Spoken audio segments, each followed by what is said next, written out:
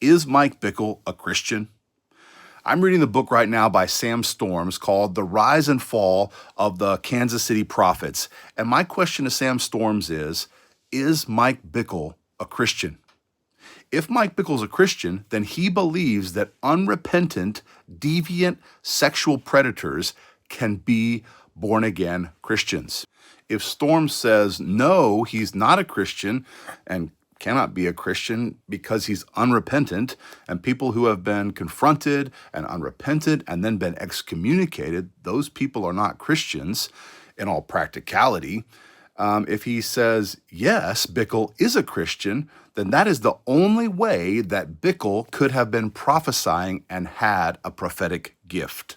Because this book that Storms wrote, he is saying that some of the International House of Prayer, prophetic history, and prophets like Bickle and others were legitimate, and that their prophecies were legitimate and had legitimate aspects to it. If the IHOP KC prophetic history has any legitimacy, that means that an unrepentant sexual predator is a Christian in Sam Storms' mind.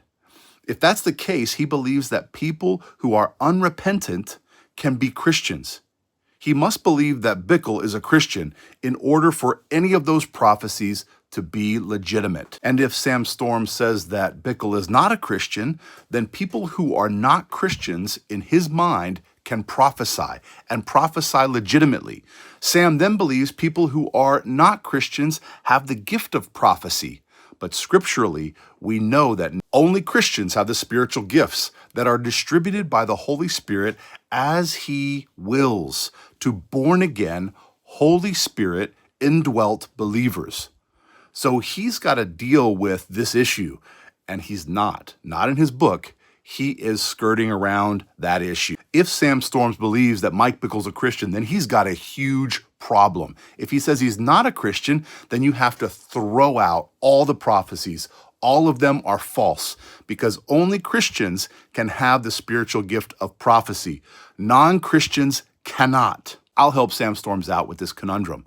Mike is unrepentant, sexual predator, and therefore he cannot be regenerate, cannot have the Holy Spirit of God living within him, cannot have the Holy Spirit gifts. If he doesn't have the Holy Spirit gifts, then he doesn't have the gift of prophecy. If he doesn't have the gift of prophecy, then he is not a prophet, and therefore all his prophecies are false. He is finally and unequivocally a false prophet. There, I fixed it.